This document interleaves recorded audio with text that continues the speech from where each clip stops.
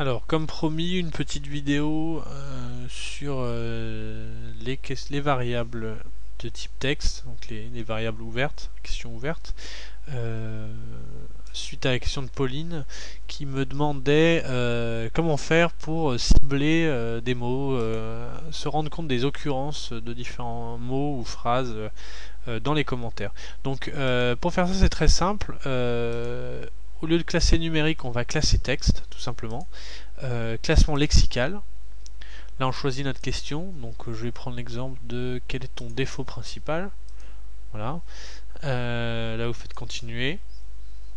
Et voilà. Et là, il nous cherche les occurrences de chaque mot dans la question, pour chaque mot qui se trouve dans la question demandée. Donc voilà.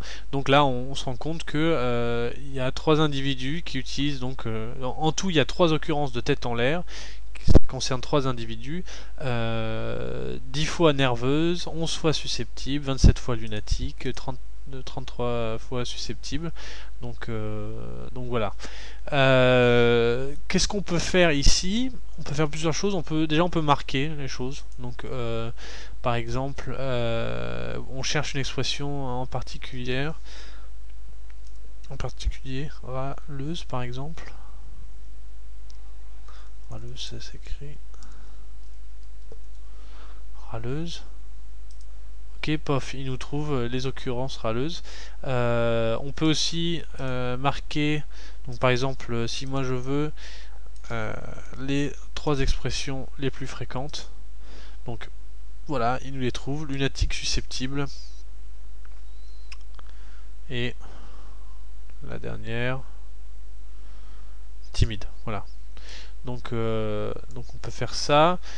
Qu'est-ce qu'on peut faire d'autre? On peut aussi, comme quand on traite des données de type unique, on peut grouper. Donc par exemple là on a vu qu'il y avait susceptibilité et susceptible. Donc potentiellement on peut aussi les grouper pour susceptibilité. Pof. Voilà. Ça c'est faisable. Qu'est-ce qu'il y a d'autre? Aussi on peut aller voir les réponses. Donc par exemple si on veut aller voir toutes les réponses des gens, ah bah tiens c'est marrant, il y a une personne qui il y a une seule personne qui se dit s'énerver vite, on veut aller voir ce qu'il a répondu d'autre.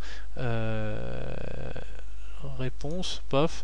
Donc on a voilà, là on a le questionnaire numéro 7 où la personne a répondu m'énerve très vite. Alors c'est pareil hein, pour c'est pas que pour les réponses isolées comme ça. Si on fait avec lunatique, réponse, donc on a tous les numéros de réponse. Voilà. Donc là on a le questionnaire numéro 6, on peut aller voir le 11, le 72, le 76, et on peut aller regarder dans le détail après les données, les réponses pour donc un traitement plus qualitatif de ces informations là. Voilà. Qu'est-ce qu'on peut faire d'autre? Bon, c'est l'essentiel. Après on peut aussi faire un travail de dictionnaire qui est un peu plus compliqué, mais si vous bidouillez vous trouverez, j'en suis sûr. Mais grosso modo ça serait monter un dictionnaire avec un certain nombre de mots que vous cherchez pour pouvoir cibler ces mots-là dans plusieurs questions. S'il y a beaucoup de questions où on cherche systématiquement les mêmes mots, les mêmes occurrences, on peut se simplifier la tâche avec un dictionnaire. On peut aussi faire un dictionnaire de synonymes pour regrouper plus facilement sans pour autant effacer. C'est-à-dire sans pour autant faire comme on a fait tout à l'heure en groupant. On peut par exemple, selon si on veut garder le détail ou pas, tout en traitant de manière un petit peu plus large ces données. Voilà, je pense pas que vous en auriez besoin. Si vous en avez besoin, n'hésitez pas à me demander, je vous expliquerai à ce moment-là. Voilà pour ça.